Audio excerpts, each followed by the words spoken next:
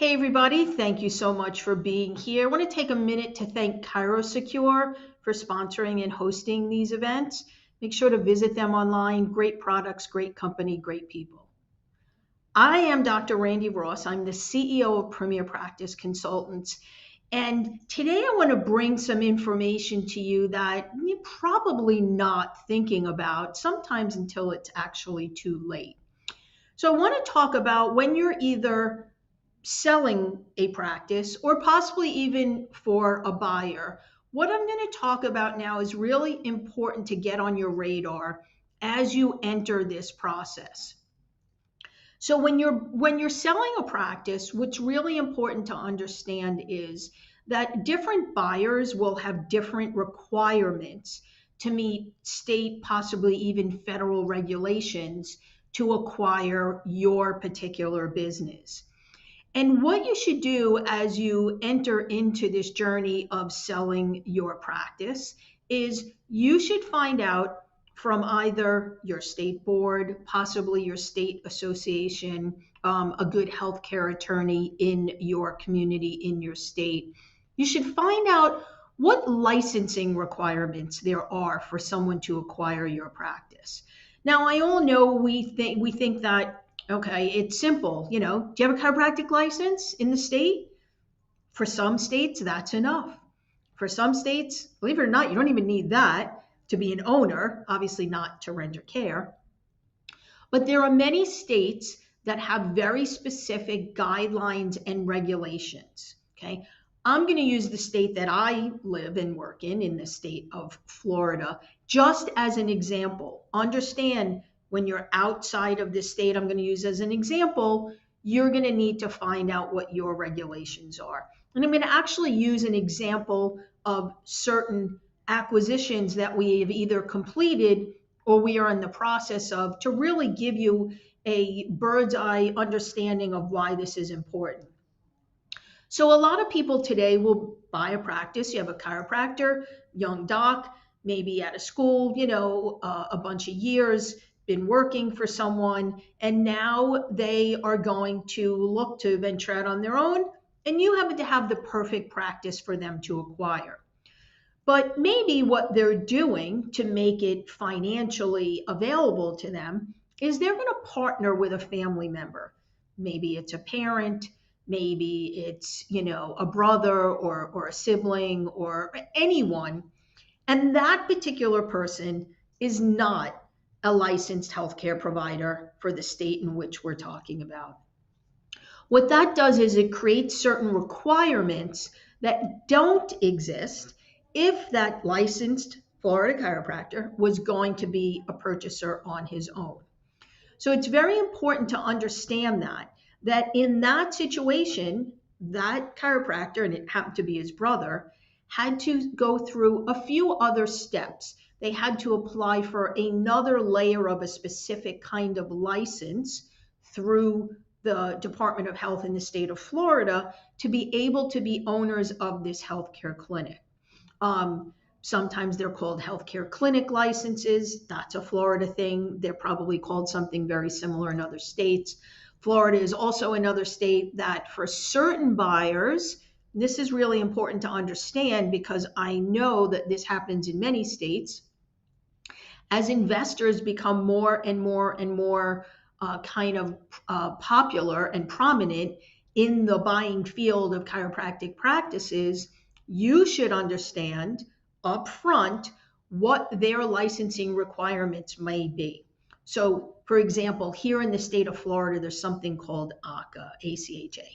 Now, many people that buy, companies that may come in to buy your clinic, may or may not need something called an ACA license. Now, you might say that has nothing to do with me, that's on them. The reason why understanding these certain state legislations and requirements and licensing and whatever other word we want to use to identify them is important because they often take a lot of time. So you need to know this about your buyer up front. So okay, they're going to go for this kind of license. It might take 90 days. They're going to go for this kind of license. That might take 3, 4, 5, some of them even 6 months. You have to know that before you engage in any kind of legal contract, even if it's just a letter of intent. You want to know up front what you're getting into. If you're taking your clinic off the market so that it's no longer available for sale because you've entered into certain legal documents, you don't want to find out 45, 60 days in that they've now done their due diligence, you've opened your books, they've seen your whole business, and they're like, oh yeah, by the way, we need to apply for this certain kind of license, and that's going to take us 6 months. No, I'm not saying that, a particular buyer would do that intentionally, but sometimes they don't even always understand what they need. So make it your job to understand in your state as a seller what a particular buyer is going to need and understand the different layers. If they're a licensed chiropractor in your state, is there anything else they require? If they're a particular kind of partnership, a licensed chiropractor and someone that's not a licensed chiropractor or a licensed healthcare provider of any kind, what does that require? If it's a certain kind of investor, more of a corporate structure, private equity, things of that nature. Don't assume that they know everything that's going to be required. And again, you might say, not my problem. I don't have to do that. But it becomes your problem if you spend 3 months negotiating a deal and then it's all of a sudden, oh, by the way, we need another 6 months to get this kind of license that we need. So make it your job, make it your responsibility to be informed about what any potential buyer for your practice would require.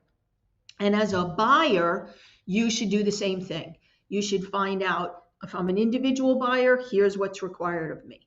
If I'm partnering with someone that is a healthcare provider, or do they fall within the scope of that particular kind of license needed? If they're not, if they're just, your mom, your dad, your brother who don't have anything to do with the profession, what do you need to do? If you're engaging in a potential acquisition with private equity or with any kind of investor group, understand what's the structure of that investor group early on in the process so that you can check with your local and state associations and boards and make sure you understand what's going to be required of them. I can tell you this has become a bigger and bigger piece of the puzzle. That's why I'm bringing it to you. We have had opportunities that actually the deals fell apart because of these things were unknown. And the other thing that sometimes happens again is you get all excited. We've gone, 2, 3, 4 months. We've done our due diligence. We've opened our books. Everybody's happy. Rah, rah, rah. We have a deal that everyone likes. And then it's like, oh, but by the way, it's going to take 6 more months. You should know that from day one. And again, don't wait for anyone to tell you what the necessary requirements are. This is something that you can easily find out on your own. Well, I am Dr. Randi Ross. Anything you'd like to know about me, my company, Premier Practice Consultants, you can find me anywhere online, any social media platform. And I'm happy to get on the phone with anyone if you have a question about this topic or anything else that we have discussed over time. I'd like to also thank ChiroSecure once again for being the generous sponsors and being able to bring this information to you.